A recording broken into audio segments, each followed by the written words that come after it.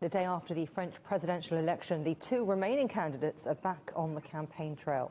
In a repeat of the 2017 contest, President Emmanuel Macron will face his right-wing challenger Marine Le Pen in a runoff in 2 weeks' time. Macron took 27.8% of the vote in the first round, with Le Pen winning 23.1%. Our correspondent Ryan Thompson's in Paris. Ryan, Macron won the first round fairly convincingly. Will the runoff be closer? Well, polling seems to suggest that this will not be the same rematch that a lot of people think it's going to be. And the reason for that is because it's going to be a lot closer race. If you look back at the final election data from 2017, well, Emmanuel Macron had about 30 percentage points over Marine Le Pen at the time. That is quite a leg up. The initial polling heading into the election in about 2 weeks' time suggests that he will still come out stronger, but only by about 6 points, which really suggests, Juliet, that this is a much closer race. Of course, the last 5 years have been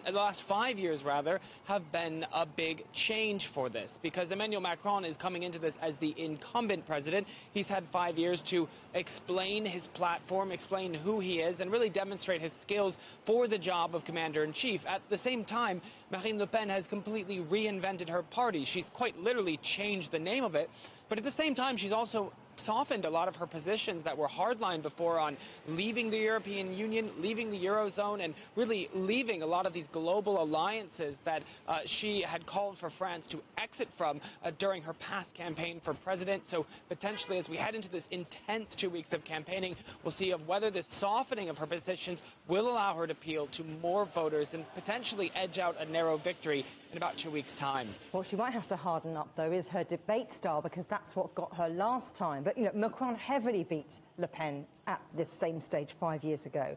You've talked a little bit about what changed in terms of her view and her party, but are there different issues now that matter to the voters?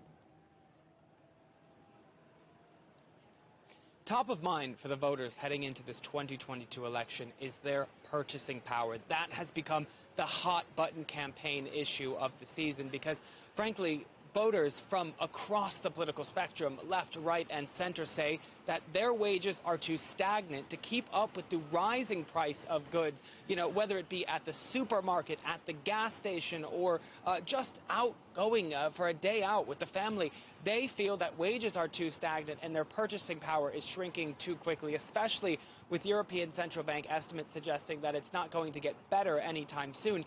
This has been a campaign issue that Marine Le Pen has made front and center for many months, even before this crisis became so hot button for all consumers across the spectrum. She's really campaigned hard on it, saying that she wants to raise wages and make sure that every French family can have a high quality of life. Emmanuel Macron, of course, jumping in on this issue now as it's polling as a main topic. But at the same time, a lot of French voters blame him as the guy who's been in charge of the country for the past 5 years. Now, of course, in addition to this question of purchasing power and those basic consumer questions, green issues are also top of mind 5 years later as the world looks to really address climate change overall, and also security concerns with the really NATO alliance coming more to the forefront, giving Russian aggression not so far away from here. But the cost of living crisis, interesting that many of the far left might end up supporting Marine Le Pen because of that. Thank you very much, Ryan, in Paris.